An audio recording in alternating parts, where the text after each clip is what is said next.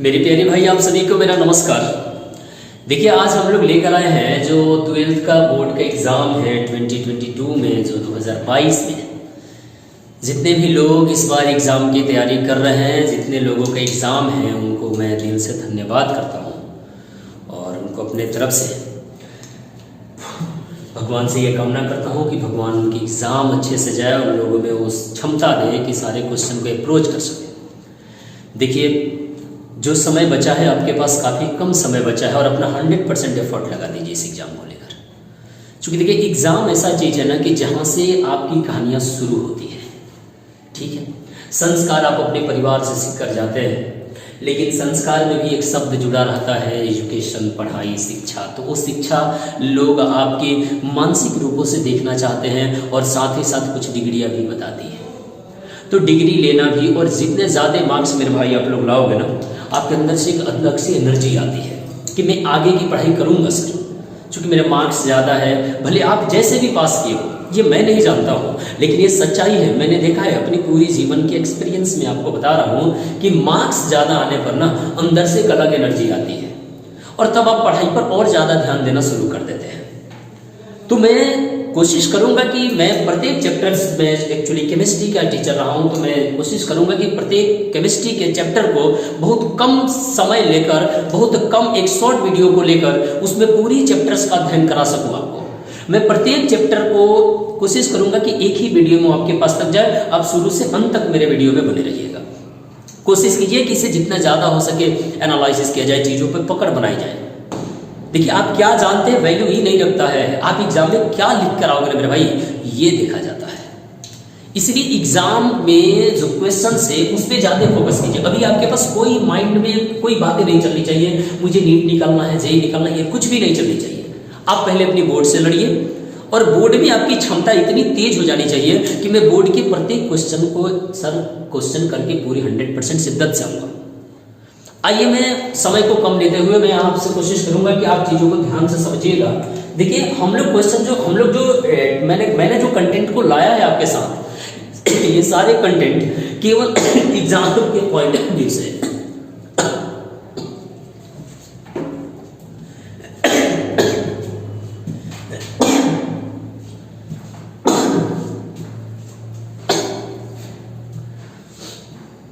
ठंड भी बहुत तेज है भाई, है ना। तो देखिए, चलिए जो भी है आप लोगों के लिए सब ठीक है भाई। देखिए, आज हम लोग जो चीज़ों को, मैं चैप्टर्स को लेकर आया हूँ, वो चैप्टर्स का नाम है सॉलिड स्टेट। ध्यान से समझिएगा, चीज़ें में बहुत मजा आएंगे।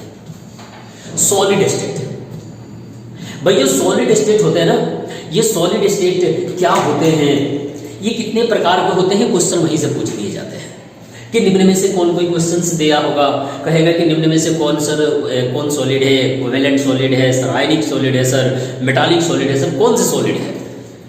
तो भाई, सबसे पहले मैं आपको जिक्र करूंगा कि सर, ये जो मैं जो चीजें पढ़ाने जा रहा हूँ ना, ओनली फॉर एग्जाम की वे से पढ़ाने जा रहा हूँ। आप चीजों को समझिए, मैं केवल एग्जाम के पैटर्न में कराया भाई, पूरी सिलेबस आपकी कवर नहीं कर सकता हूँ, लेकिन जो महत्वपूर्ण है ना, उसको मैं पूरी शिद्दत से आपको बताने वाला हूँ। और ध्यान से मेरे साथ अगर अंत तक जुड़े रहना मेरे भाई, मैं कर रहा हूं, एक भी क्वेश्चन इस चैप्टर से आ जाए और छूट जाए, ऐसा हो नहीं सकता है। ठीक है, चाहिए चीजों को समझते हैं। सर, सॉलिड स्टेट क्या होता है सर? सबसे पहले ये जान लीजिए कि सॉलिड का मतलब क्या होता है सर। सॉलिड का मतलब है काफी कठोर। जो चीजें एक दूसरे से जब बहुत करीब आ जाती है ना, तो बहुत उसमें मजबूती छा जाती है। और बहुत करीब आना मतलब बीच के गैपिंग घटते जाना। आप चीजों को इतना तो अच्छा से एनालिसिस कर चुके होंगे कि सर, सॉलिड जो वर्ड है, इसका मतलब होता है कि जिसका जो शेप होता है, जो आकृति होता है, और जिसका वॉल्यूम होता है, आयतन होता है ना, दोनों के दोनों निश्चित होता है। सर, वैसे पदार्थ जिसके आकार तथा आयतन दोनों निश्चित होते हैं, उसी को हम लोग सॉलिड कहते हैं। मतलब सॉलिड का सीधा डिफिनीशन आपके पास निकल के आ रहा है कि सर, जिसका वॉल्यूम मतलब जिसको आयतन आप लोग कह सकते हो, और जिसका जो शेप की बात की जाए, आकार की बात की जाए ना सर, ये दोनों फिक्स्ड होते हैं। ध्यान से समझिएगा, जिसकी आकार और आयतन दोनों निश्चित होते हैं, उसी को हम लोग सॉलिड कहते हैं। मैं बहुत समय कम लिया हूं, इसलिए मैं कोशिश करूंगा कि आप चीजों को खाली समझकर जल्दी स्क्रीनशॉट ले लीजिएगा। कोशिश कीजिएगा लिखने के लिए, लिख पाए तो अच्छी बात, नहीं तो स्क्रीनशॉट लेकर आप चीजों को समझ लीजिए। बस समझना है, मुझे नहीं लगता कि आपको इन चीजों पर ज्यादा ध्यान देना पड़ेगा, क्योंकि मैं जो आपके सामने खड़ा हूं, मैंने कहा हूं कि आपको चीजों का ना ये अंदर तक छेद कर दूंगा, मस्तिष्क में इतना समझा दूंगा, इतना घबराइए मत। मैं पूरी चैप्टर को इतना बोल करूंगा ना कि आप समझ पाइएगा कि क्या सर, अगर ऐसा चीजें होता तो हम लोग ऐसे ही पकड़ लेंगे। घबराना नहीं है, बस खाली चीजों को एकदम शिद्दत से सुनिए, ध्यान पूर्वक सुनिए, और जो आपके मॉडल पेपर हो, जो भी चीजें आप लेकर बैठे हो ना, उस पर भी ध्यान से अच्छा से एनालिसिस कीजिए, क्वेश्चन आपके बोर्ड में छूटने वाले नहीं है। तो आइए भाई, सॉलिड का सीधा मतलब क्या निकल गया सर, कि जिसका वॉल्यूम और शेप दोनों फिक्स्ड होंगे वही सॉलिड होंगे। अब ये जो फिक्स होंगे, इसमें कुछ उदाहरण मैं आपको दे रहा हूं, और साथ ही साथ एक बात और याद रखिएगा कि फिक्स होने के साथ साथ जो इसके पार्टिकल होते हैं सर, जो पार्टिकल होते हैं, जो कण होते हैं, ये सर एक दूसरे के बहुत करीब बनते रहते हैं, अर्थात याद रखिएगा कि सर क्लोज पैक्ड होते हैं। इसके जो पार्टिकल होते हैं ना, काफी क्लोज पैक्ड होते हैं, बहुत करीब होते हैं एक दूसरे से, जिसके वजह से इसका जो एम्प्टी होता है, इसका जो मेल्टिंग पॉइंट होता है, साथ ही याद रखिएगा जो बॉइलिंग पॉइंट होता है, ये भी फिक्स्ड होता है। इसका एमटीबीपी भी फिक्स होता है, द्वढ़नांक भी फिक्स होता है, कवथनांक भी फिक्स होता है। जैसे मैं आपको उदाहरण कुछ सॉलिड का दूं तो आप चीजों को ध्यान से समझिए। जैसे आप लोग नाम सुने हैं डायमंड, जिसको हीरा कहा जाता है, ग्रेफाइट के भी नाम आप लोग सुन चुके हैं, हीरा और ग्रेफाइट। फिर इसी तरह से मैं यहां लिख दे रहा हूं, जो वहां चीजें शायद दिख नहीं पा रही है अच्छे तौर पे। ठीक इसी तरह से आपको मैं कुछ एग्जांपल दे रहा हूं, तो ध्यान से सुनिएगा। मैंने लिख दिया हीरा ग्रेफाइट, हीरा ग्रेफाइट, साथ ही साथ याद रखिएगा NaCl, CsCl, AgBr, इसी बार याद रखना आप लोग Au, सोना, Ag, चांदी, W, टंगस्टन, etc। ये सारे के सारे सॉलिड होते हैं दोस्तों। याद रखिएगा, मैंने जो हीरा लिखा है ना, जिसको आप डायमंड कहते हो, हीरा जो होता है ना, इसमें कार्बन कार्बन से जुड़े रहते हैं, और कार्बन कार्बन से इस प्रकार जुड़े रहते हैं ताकि इसमें प्रत्येक कार्बन का हाइब्रिडाइजेशन होता है sp3, और प्रत्येक कार्बन के हाइब्रिडाइजेशन जब sp3 होता है, इसके कारण इसकी जो बनावट होती है, जो संरचना होती है, वो हमेशा याद रखिएगा टेट्राहेड्रल होती है। इसकी बनावट हमेशा याद रखिएगा टेट्राहेड्रल होगी, चतुष्फलकीय होती है डायमंड की। ठीक इसी तरह से याद रखिएगा कि ये जो ये चीजें याद रखोगे कि जो हीरा होता है ना मेरे भाई, इस प्राकृतिक में पाए जाने वाला सबसे कठोर पदार्थों की श्रेणी में आता है, अर्थात पृथ्वी पर जितने भी पदार्थ अभी तक प्राकृतिक ने बनाया है, उसमें सबसे कठोर पदार्थ अगर कोई बना है तो उसका नाम है हीरा। हीरा में कार्बन का प्रसंस्करण sp3। हीरा की बनावट कैसी होगी, संरचना कैसी होगी, तो कह दीजिएगा टेट्राहेड्रल। क्योंकि बहुत पहले मैंने क्लासरूम में ऑफलाइन में आप लोगों को पढ़ाया था कि जब जब sp3 हाइब्रिडाइजेशन होगा, स्ट्रक्चर हमेशा टेट्राहेड्रल होगा। तो ये आपका sp3 रहा, इसलिए टेट्राहेड्रल रहा। ठीक उसी तरह से आप ग्रेफाइट को याद रखिएगा। सर ग्रेफाइट जो होता है ना, ये कार्बन का एक अपरूप होता है, हीरा भी कार्बन का अपरूप होता है, फुलेरीन भी कार्बन का अपरूप ही होता है। लेकिन जो महत्वपूर्ण है, मैं उन्हीं चीजों पर ध्यान दिया हूं ज्यादा। तो ग्रेफाइट जो होता है ना, इस ग्रेफाइट को आप याद रखोगे मेरे भाई कि यहाँ पर जो ग्रेफाइट है ये कार्बन का एक अपरूप है, और इस जो ग्रेफाइट होता है ना, इसमें कार्बन का जो प्रसंस्करण होता है वह sp2 होता है, क्योंकि इसमें डबल बॉन्ड भी होते हैं। तो याद रखिए इसकी कार्बन की प्रसंस्करण sp2 होने के कारण ये लेयर टाइप का बनाता है, इसकी जो स्ट्रक्चर होती है ना वो लेयर टाइप होती है। ठीक इसी तरह से याद रखिएगा ग्रेफाइट इस दुनिया का एक ऐसा मतलब कार्बन का अपरूप यहाँ पर दिखा है जो विद्युत का सुचालक होता है। इसका प्रत्येक चौथी वैलेंसी जो होती है, कार्बन की जो चौथी वैलेंसी होती है, वो वैलेंसी इसमें विद्युत धारा प्रवाहित करने में मदद करती है, इसलिए ग्रेफाइट जो होता है वो विद्युत का सुचालक होता है। साथ ही साथ NaCl, CsCl, AgBr, सोना, चांदी, टंगस्टन, ये सारे के सारे भी सॉलिड के ही प्रकार होते हैं। कोई दिक्कत है? फुलेरीन के बारे में भी आप सुन लीजिए, क्योंकि मैं सारी चीजें लिख के दिखा नहीं सकता। तो फुलेरीन भी कार्बन का एक अपरूप ही होता है। और याद रखिएगा जो फुलेरीन होता है ना, उसकी जो बनावट होती है वह एक बकमिनिस्टर फुलेरीन उसी को कहा गया है, अर्थात उसकी बनावट एक बक्की बॉल की तरह होती है, गोल होती है, स्फेरिकल होती है। जैसे आप लोग फुटबॉल देखे क्या, उस तरह की उसकी बनावट होती है। और याद रखिएगा कि उसमें जो आकृति होती है ना, उसमें 2 प्रकार की आकृतियां मिलकर उसका निर्माण करती है, जिसमें 20 गो हेक्सागोनल आकृति पाई जाती है। 20 गो हेक्सागोनल, ये कोई बार क्वेश्चन पूछा गया है, 20 गो हेक्सागोनल आकृति पाई जाती है और साथ ही साथ याद रखिएगा 12 गो पेंटागोनल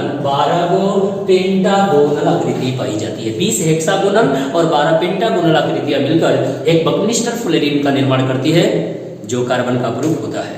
बोलिए यहाँ तो कोई समस्या है आपको? तो अब हम लोग शुरुआत करते हैं कि सर ये कितने प्रकार के होते हैं, ये कई प्रकार के होते हैं सॉलिड। तो मैं चीजों को थोड़ा सा बता दूं आपको कि सॉलिड सर दो प्रकार के होते हैं। एक प्रकार को हम लोग कहते हैं क्रिस्टलाइन सॉलिड, एक को हम लोग कहते हैं non crystalline solid. Crystalline solid को ही हिंदी में क्रिस्टलाइन सॉलिड को है ट्रू सॉलिड भी कहा जाता है और नॉन क्रिस्टलाइन सॉलिड को एमॉर्फस सॉलिड भी कहा जाता है। एक को कहेंगे क्रिस्टलीय ठोस तो एक को कहेंगे अक्रिस्टलीय ठोस। अब देखिए भाई ये क्रिस्टलीय और अक्रिस्टलीय क्या होते हैं, तो इन चीजों को ध्यान से समझिएगा। अब हम लोग पढ़ेंगे जो क्रिस्टलाइन सॉलिड है, क्रिस्टलाइन सॉलिड ध्यान से समझिएगा। अब ये क्रिस्टलाइन सॉलिड 4 प्रकार के होते हैं। देखिए मैं एक्चुअली ऑब्जेक्टिव क्वेश्चंस पे ज्यादा पकड़ बनाने की कोशिश कर रहा हूँ। तो जो क्रिस्टलाइन सॉलिड होते हैं दोस्तों ये 4 प्रकार से होते हैं। इसको हम लोग 4 प्रकार में डिवाइड किए हैं क्रिस्टलाइन सॉलिड। तो ये कौन कौन से प्रकार होते हैं क्रिस्टलाइन सॉलिड के? तो देखिए पहला वाला हम लोग कहते हैं आयनिक सॉलिड। आप चीजों को समझ लीजिएगा कि मैं जो लिख रहा हूँ आयनिक सॉलिड, आप यह आयनिक क्रिस्टलाइन सॉलिड है, ठीक है। दूसरा को हम लोग कहते हैं कोवैलेंट सॉलिड, दूसरा को हम लोग क्या कहेंगे कोवैलेंट सॉलिड। ठीक इसी तरह से तीसरा को हम लोग कहेंगे मेटालिक सॉलिड, तीसरा को हम लोग क्या कहते हैं मेटालिक सॉलिड। और एक को कहते हैं हम लोग मोलेकुलर सॉलिड, एक को हम लोग क्या कहते हैं मोलेकुलर सॉलिड। देखो ये 4 प्रकार के सॉलिड होते हैं। क्रिस्टलाइन सॉलिड 4 प्रकार के होते हैं। एक को हम लोग कहते हैं क्रिस्टलाइन सॉलिड में। तो क्रिस्टलाइन सॉलिड 4 प्रकार से बांटे गए थे, आयनिक, कोवैलेंट, मोलेकुलर, मेटालिक और मोलेकुलर सॉलिड। अब ये 4 प्रकार के जो सॉलिड आप लोग देख रहे हैं इसमें से कई बार ऑब्जेक्टिव पूछा गया है कि निम्न में से कौन मेटालिक सॉलिड है, निम्न में से कौन कोवैलेंट सॉलिड है। तो याद रखिएगा जो आयनिक सॉलिड होते हैं ना, मैं डिफिनीशन बोल रहा हूँ क्योंकि बोर्ड पर सारी चीजें लिखना संभव है नहीं, तो क्योंकि हम लोग पास भाई कोई डिजिटल बोर्ड नहीं है तो मैं चीज़ों को बोल रहा हूँ, आप अच्छे तरह से उसको सुन लीजिए। लिखना चाहे तो वीडियो को रोक कर आप अच्छे से लिख भी सकते हैं। कोई पूछेगा कि क्रिस्टलाइन सॉलिड क्या है, तो सर जिसके आकार आयतन दोनों निश्चित होते थे, ठीक है, आकृतियाँ जिसकी फिक्स थी। उसी तरह से याद रखिएगा जब पूछेगा आयनिक सॉलिड क्या है तो कहिएगा सर वैसे क्रिस्टलाइन सॉलिड, हालांकि ये एक्चुअल में क्रिस्टलाइन सॉलिड का ही एग्जांपल है। एग्जांपल क्या है, उसी का एक टाइप्स है। तो आप ऐसे बोल सकते हो कि सर वैसे सॉलिड जिसमें एक मेटल और नॉन मेटल भाग लेते हैं। माने आप ये समझ सकते हैं कि मेटल और नॉन मेटल के मिलने से आयनिक सॉलिड का निर्माण होता है। और आयनिक सॉलिड में जो हमेशा भाग लेने वाले लोग होंगे अपोजिट चार्ज के लोग होंगे। कहने का श्रेय है कि अगर एक पर प्लस चार्ज आ रहा है ना तो दूसरे पर माइनस चार्ज आएगा, मतलब विपरीत आवेशित लोग ही इसके बनाने में भाग लेते हैं। मतलब वैसे सॉलिड जिसमें आयनिक बॉन्ड पाए जाते हैं उस सॉलिड को हम लोग कहेंगे आयनिक सॉलिड। जैसे मैं आपको उदाहरण में बता रहा हूं, जैसे आप मान लीजिए NaCl को ले लीजिए, CSCl को ले लीजिए, H2SO4 को ले लीजिए, ऐसे आप जानते हो भाई कि Na पर प्लस चार्ज, Cl पे minus charge, CS plus, Cl minus, H पे प्लस चार्ज और SO4 पे माइनस का 2 चार्ज। तो जिस पर चार्ज अपोजिट होते हैं ना उसको हम लोग कहते हैं आयनिक। आप चीजों को पकड़ सकते हैं कि सर पहला इसमें हमेशा मेटल का काम कर रहा है और दूसरा नॉन मेटल का काम कर रहा है। तो आप ऐसे चीजों को समझ सकते हैं कि सर इसमें प्रायः मेटल और नॉन मेटल भाग लेते हैं। तो इस तरह से आयनिक सॉलिड की पहचान हो जाती है। उसके बाद आपके पास क्या है, कोवैलेंट सॉलिड। भाई जो आयनिक सॉलिड होते हैं ना सर, ये आयनिक सॉलिड जल में घुल जाते हैं, लेकिन जो कोवैलेंट सॉलिड होती है ये जल में नहीं घुलते। और साथ ही साथ याद रखिएगा कि इसमें कोवैलेंट बॉन्ड पाए जाते हैं। कोवैलेंट क्या मतलब क्या होता है सर, पार्टनरशिप करके, साझेदारी करके, मैं अपना इलेक्ट्रॉन आपको देता हूं, आप अपना इलेक्ट्रॉन मुझे दे दो और हम दोनों आदमी मिलकर पार्टनरशिप करेंगे, साझेदारी करेंगे और हम दोनों के बीच में जो बंधन बन के रेडी हो जाएंगे ना, ये बंधन ही कोवैलेंट बॉन्ड हो जाएंगे। तो यहाँ पर जो कोवैलेंट बॉन्ड बनता है ना उसी को कहते हैं कोवैलेंट सॉलिड। अब कोवैलेंट सॉलिड में जैसे आप नाम सुने होंगे हीरा का हीरा, ग्रेफाइट, इसी तरह से AlN, SiC। यहाँ पर ध्यान से समझिएगा इन चीजों को भाई। हीरा ग्रेफाइट के साथ AlN जो एल्यूमिनियम नाइट्राइड आपके साथ दिख रहा है ना, याद रखिएगा ये कई बार क्वेश्चन पूछा गया है कि निम्न में से कौन कोवैलेंट सॉलिड है, निम्न में से कौन सहसंयोजी ठोस है। तो याद रखिएगा कि हीरा, ग्रेफाइट, AlN, SiC ये सभी के सभी कोवैलेंट सॉलिड का निर्माण करते हैं। ठीक इसी तरह से आपके पास कौन सॉलिड है देखिए तो मेटालिक सॉलिड। सर मेटालिक के नाम से ही पता चल रहा ना, वैसे सॉलिड जिसमें मेटालिक बॉन्ड पाए जाएंगे, मतलब मेटल वाले बॉन्ड पाए जाएंगे, धात्विक बंधन पाए जाएंगे, तो उस तरह के हम लोग सॉलिड को कहेंगे मेटालिक सॉलिड। इसमें मेटल ही भाग लेते हैं। जैसे आप नाम सुने होंगे Fe का, लोहा का, Cu कॉपर का, Ag चांदी का, Au सोना का, इसी तरह से प्लेटिनम एंड दैट्स PTC। ये जितने देख रहे हैं सब मेटल है सर, और मेटल है तो सीधे तौर पे आप कह सकते हैं सर कि मेटालिक सॉलिड होंगे। मैंने मेटल में मेटालिक बॉन्ड होते हैं, और मेटालिक बॉन्ड जिसके में होते हैं ना उसमें आघातवर्ती, मैलिएबल, डक्टाइल, तन्यता, इन सारे गुणों में भी सबसे ज्यादा वृद्धि होती है, ये सबसे ज्यादा पाए जाते हैं। आपसे केवल यहाँ सब्जेक्टिव पूछा जाएगा, तो ये चीजों को ध्यान रखिए। मेटालिक सॉलिड मेटल्स में मिलेंगे, covalent solid sir non metals के बीच होते हैं, प्राय अधातु ही इसमें भाग लेते हैं। हीरा में जो कार्बन होता है, कार्बन कार्बन से जुड़ा होता है, अधातु होता है दोनों। ग्रेफाइट में कार्बन कार्बन से जुड़ा होता है, ये दोनों के दोनों अधातु हो जाएंगे सर। AlN ये प्राय अधातु तो नहीं है, लेकिन नाइट्रोजन और एल्यूमिनियम के बीच बनने वाला जो बॉन्ड होता है वो कोवैलेंट होता है। तो याद रखिएगा ये भी एक प्रकार के कोवैलेंट सॉलिड होते हैं। तो मेरे कहने का मतलब था। अब आइए तीसरा है आपके पास मोलेकुलर सॉलिड। मोलेकुलर सॉलिड क्या होगा, इसमें कोई बॉन्ड आपको नहीं दिखेगा, इसमें एक अट्रैक्शन फोर्स दिखता है। अट्रैक्शन फोर्स क्या होता है चला कि जो हमारे और आपके बीच देखिए कोई बंधन दिख नहीं रहा है, लेकिन आपसी लगाव ज्यादा है। जो लगाव होता है ना उसी को हम लोग अट्रैक्शन कहते हैं। तो याद रखिएगा कि एक ऐसा सॉलिड जिसमें अट्रैक्शन फोर्स के कारण एक मॉलिक्यूल दूसरे मॉलिक्यूल से जुड़े रहते हैं, इसमें मॉलिक्यूल जुड़े होंगे एक दूसरे के साथ, तो कह दिया जाएगा वही आपका कहलाएंगे मोलेकुलर सॉलिड। तो मोलेकुलर सॉलिड में जैसे में मैं आपको लिख दूं, जैसे I2 के नाम सुने होंगे, P4 सुने हैं, एसिड सुने हैं, साथ ही साथ इसकी याद रखोगे सॉलिड CO2। ये चीजें तो आपको मोस्टली एकदम रट जाना है भाई। सॉलिड CO2 ठोस कार्बन डाइऑक्साइड, इसी को ड्राई आइस कहा गया है, इसी को ड्राई आइस कहा गया है। यह पूरा का पूरा सब्लिमेटेड होते हैं, ऊर्ध्वपातित होता है। इसे गर्म करने पर सीधे गैस में बदल जाते हैं, इसे ठंडा करने पर सीधे ठोस में बदल जाते हैं। ठीक इसी तरह से याद रखिएगा सॉलिड H2O आप ले सकते हो, सॉलिड H2O ले सकते हो, आप यूरिया ले सकते हो, सुक्रोज ले सकते हो। ये सारे के सारे उदाहरण मोलेकुलर सॉलिड के हैं। क्या बोली चीजें समझ में आई है? ये क्वेश्चन पूछेगा निम्न में से कौन आयनिक ठोस है, इसमें से कोई ऑप्शन में दिया होगा। ज्यादा मात्रा में पूछे जाने वाला क्वेश्चन है तो NaCl और CaCl। और अगर पूछे जाए निम्न में से कौन कोवैलेंट सॉलिड है, तो सबसे ज्यादा बार पूछा जाने वाला क्वेश्चन है तो LiN। अगर ना दिया हो तो हीरा और ग्रेफाइट को भूलना नहीं है, रग रग में बसा कर जाना है, क्योंकि ये तो पक्का सर एकदम क्वेश्चन में छपे हैं, कहीं से भी उठाइएगा ये क्वेश्चन जरूर आपके पास आएंगे।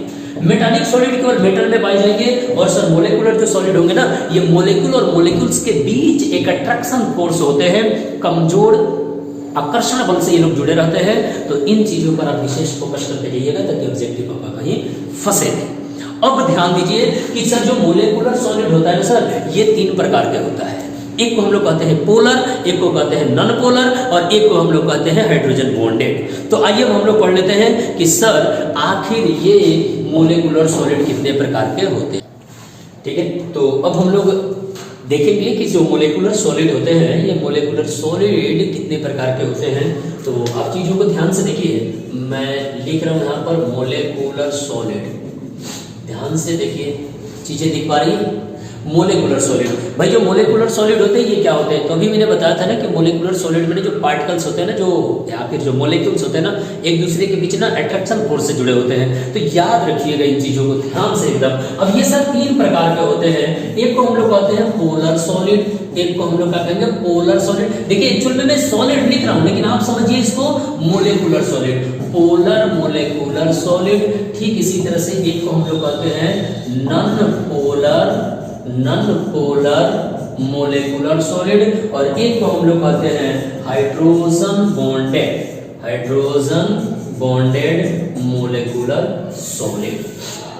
Hydrogen bonded molecular solid. चीजों को ध्यान से देखिए, ये 3 प्रकार के होते हैं सर, पोलर, नॉन पोलर और मोलेकुलर हाइड्रोजन बॉन्डेड। ये polar, non polar, hydrogen bonded क्या होते हैं देखिएगा। पोलर का मतलब आप, मैं सीधे शब्दों में आपको ये समझाना चाहूँ तो बता दूं कि सर इस दुनिया में बहुत तरह के तत्व पाए जाते हैं, बहुत तरह के एलिमेंट पाए जाते हैं। किसी किसी एलिमेंट की इलेक्ट्रोनिगेटिविटी, विद्युत ऋणात्मकता इतनी हाई होती है कि वह किसी दूसरे के इलेक्ट्रॉन को अपनी तरफ तुरंत आकर्षित कर लेते हैं, तुरंत आकर्षित कर लेता है। और जब तुरंत आकर्षित करता है ना तो उसमें पार्शियली पॉजिटिव आ जाता है और एक पर पार्शियली नेगेटिव आ जाता है। सर जब अट्रैक्ट कर लेगा तो जिसके तरफ इलेक्ट्रॉन जाएगा उस पर नेगेटिव और जिसके तरफ से जाएगा उस पर पॉजिटिव, और पॉजिटिव और नेगेटिव का आना ही पोलर है। और ये कब होगा तो सर जब 2 एटम्स एक दूसरे के करीब आए और दोनों की विद्युत ऋणात्मकता, इलेक्ट्रोनिगेटिविटी अगर कम बेस हो, कम और ज्यादा हो, तभी ये कहानियां बनती है। जैसे मैं आपको बता दूं कि पोलर मोलेकुलर सॉलिड क्या है, जैसे मैंने मान लीजिए लिया HCl, आप देख सकते हैं चीजों को, जो HCl मैंने लिया है सर, एज जो होता है ना इसका और HCl का इलेक्ट्रॉन अगर बीच में रखा जाए ना तो Cl की विद्युत ऋणात्मकता एज से थोड़ा ज्यादा होने के कारण ये थोड़ा करीब आ जाती है, ये लोग यहाँ चले जाते हैं, इसके तरफ जाते हैं, इसीलिए इस पर नेगेटिव चार्ज, और इसके तरफ से जाते हैं तो इस पर पॉजिटिव चार्ज आ जाता है। तो पॉजिटिव और नेगेटिव का आना ही सब पोलर है। ये कब होगा जब 2 विद्युत ऋणात्मक परमाणु हो जिसमें से एक का विद्युत ऋणात्मकता ज्यादा और एक का कम हो, मतलब जब 2 तत्व एक दूसरे के करीब आए, एक पे विद्युत ऋणात्मकता ज्यादा होने के कारण अपने से कम वाला का इलेक्ट्रॉन को अपने तरफ अट्रैक्ट कर लेते हैं, आकर्षित कर लेते हैं, तो उस पे जो चार्ज बन जाता है एक पे पॉजिटिव और एक पे नेगेटिव, यही आपका पोलर बन जाते हैं। और इस तरह के बंधन से जुड़े हुए लोग पोलर मोलेकुलर सॉलिड के नाम से जाने जाते हैं। ठीक इसी तरह से आप ध्यान से देखिए तो मैं यहाँ पर लिख सकता हूँ, जैसे HCl को ले लीजिए, HCl के साथ साथ आप H2 को हटाइए, मैंने लिया यहाँ पर HBr को आप ले सकते हैं, ये भी एक प्रकार से पोलर सॉलिड के ही उदाहरण में आएंगे। तो मेरे कहने का सीधा मतलब ये था कि पोलर सॉलिड वही होंगे जिसमें विद्युत ऋणात्मकता एक पर ज्यादा हो और एक पर कम हो, जिसके वजह से ये लोग एक दूसरे के थोड़ा करीब चले जाएंगे, इलेक्ट्रॉनों को आकर्षित कर लेते हैं, तो ये लोग पोलर हो जाते हैं। दूसरा है आपके पास नॉन पोलर। नॉन पोलर में क्या होगा सर, 2 एटम है, दोनों की विद्युत ऋणात्मकता लगभग सेम है, तो न तो ये इलेक्ट्रॉन अपने तरफ आकर्षित कर पाएगा ना ये अपने तरफ आकर्षित कर पाएगा। और जब दोनों आकर्षित नहीं कर पाएंगे तो इलेक्ट्रॉन न तो एक एटम के दूसरे पे जाएंगे ना ही दूसरे के पहले पे आएंगे, तो फिर दोनों के दोनों इलेक्ट्रॉन दोनों के मिडेबल सेंटर में ही रहेंगे, बीच में ही रुक जाते हैं। जैसे मैंने आपको क्या दिखाया, देखिए यहाँ पर जैसे मान लीजिए कि मैंने लिख दिया I2, जैसे कि लिखा मैंने I और I है, तो सर इसका इलेक्ट्रॉन यही है, इसका इलेक्ट्रॉन ये है, अब दोनों का इलेक्ट्रॉन एक दूसरे के बीच में ही रहेंगे, तो इस तरह के जो सॉलिड बनेंगे उसको हम लोग कहेंगे नॉन पोलर सॉलिड। ये लोग क्या करते हैं कि भाई जितने भी आप इसमें ले सकते हो, हीरा को ले सकते हो, भाई हीरा आ सकता है, ग्रेफाइट भी आपका आ सकता है, सॉरी ये पोलर है, ठीक है। तो इसका उदाहरण में हम लोग क्या क्या ले सकते हैं, HCl ले सकते हैं, HBr ले सकते हैं, और साथ ही साथ आप याद रखिएगा SO2 भी आपको इच्छा कर रहा है तो आप ले सकते हो, यूरिया को भी आप ले सकते हैं, ETC। ये सारे के सारे पोलर सॉलिड के उदाहरण होते हैं, ये सभी के सॉलिड के उदाहरण है, पोलर सॉलिड के उदाहरण है।